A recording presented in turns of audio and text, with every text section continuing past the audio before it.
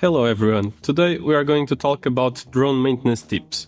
Here we have the BVQ418. I will briefly talk to you about the basic specs of this Class 3 quadcopter.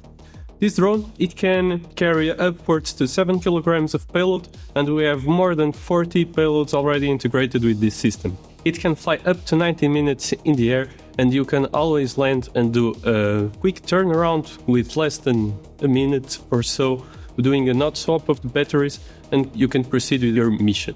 For the first maintenance tip, we need to talk about pre-flight procedures. Every time you go on a mission, you need to conduct a visual inspection of the drone in order to check if there are no broken parts, no missing parts, or no loose parts, such as loosened propellers, broken feet, broken legs, broken arms, etc.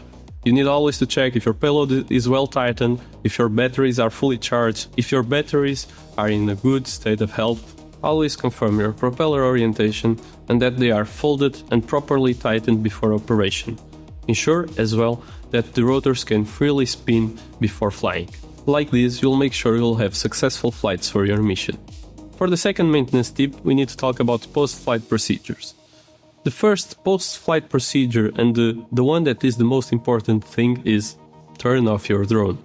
It's the first step in order to check if there are any broken parts, such as broken propellers, broken legs. After a hard landing, that might happen.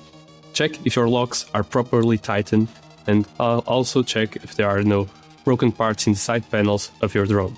Check for humidity or wet parts in case you operate in the rain.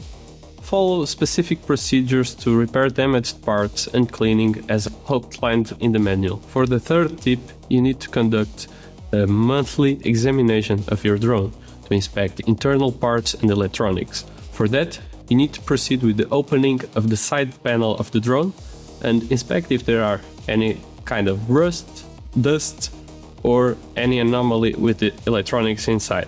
You can always use compressed air to clean the dust inside. Check your propellers and lubricate your arm locks and check for rust in your rotor screws. For the final tip, every time you do maintenance with your drone, or you repair it, or you add new parts or accessories to the drone, you should always test it. Do a test flight and check everything is in place. Remember, flying your drone safely is the most important thing.